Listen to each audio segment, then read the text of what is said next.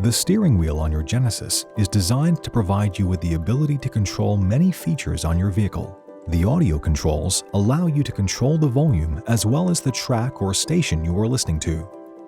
Turning up or down on the volume button will increase or decrease volume. Pressing the button in the center will mute the volume.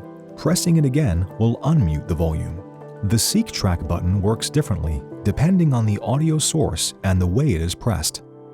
If you are listening to FM/AM radio, toggling the button down or up selects the next or previous preset station, respectively.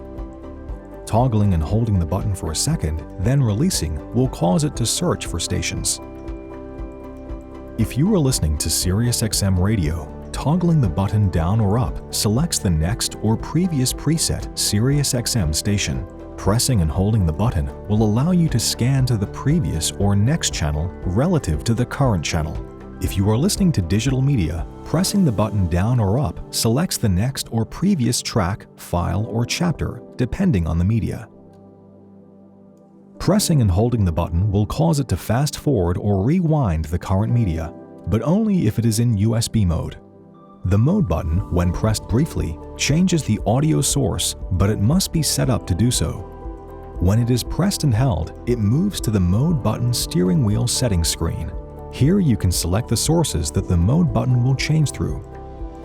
The custom button activates a feature of your choosing. For more on this, see the custom button video. The Bluetooth phone button allows you to answer and end incoming calls. The voice recognition button has several functions. For more on this, see the Genesis Connected Services video. The LCD display control button and control switch are used to control the LCD display in the instrument cluster. The analog instrument cluster and digital instrument cluster videos provide details on these. The Lane Driving Assist button activates and deactivates the lane following assist and lane keeping assist features. More on these features can be found in the Lane Following Assist and Lane Keeping Assist videos.